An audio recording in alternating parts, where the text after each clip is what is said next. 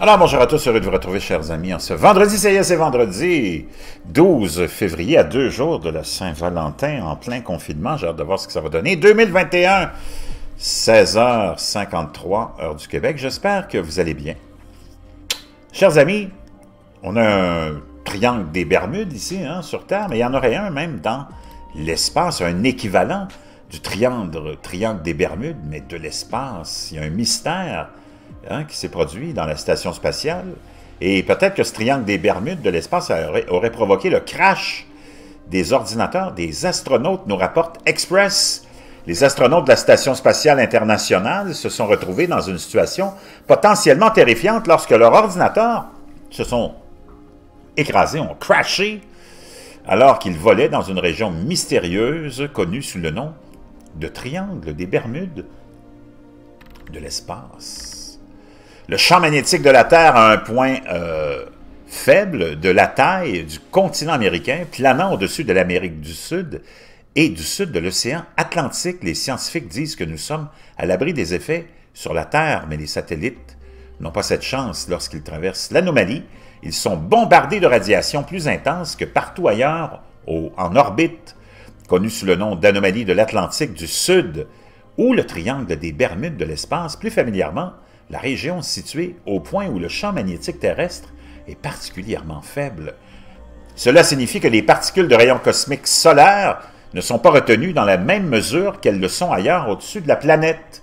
En conséquence, les rayons solaires sont aussi proches que 124 000 de la surface de la Terre dans une gamme de sondes en orbite terrestre basse. John Tarduno, professeur de géophysique à l'Université de Rochester, a expliqué « Je n'aime pas son surnom, mais dans cette région, la faible intensité du champ géomagnétique aboutit finalement à une plus grande vulnérabilité des satellites aux particules énergiques, au point que les engins spatiaux pourraient être endommagés lorsqu'ils traversent la zone.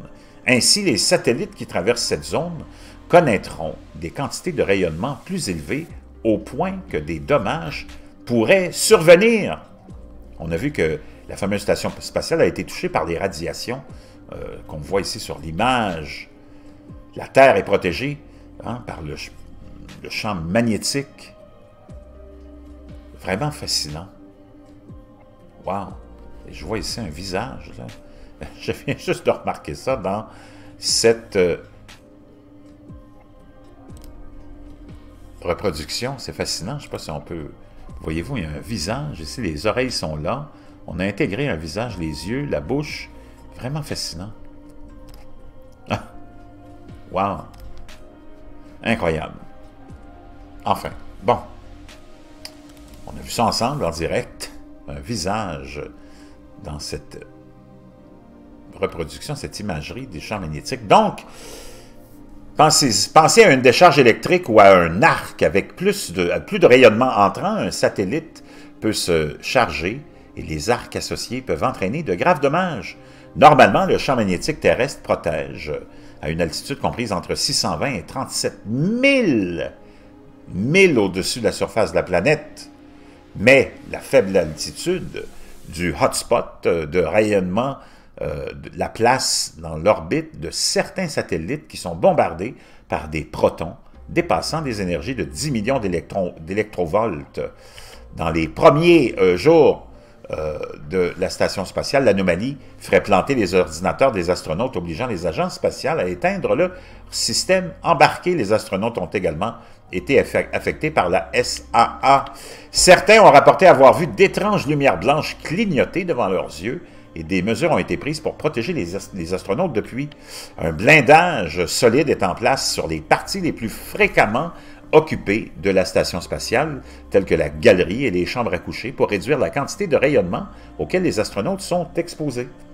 Les astronautes portent également des dosimètres, qui sont des appareils qui mesurent leur exposition personnelle au rayonnement ionisant en temps réel et envoient un avertissement s'ils atteignent des niveaux dangereux.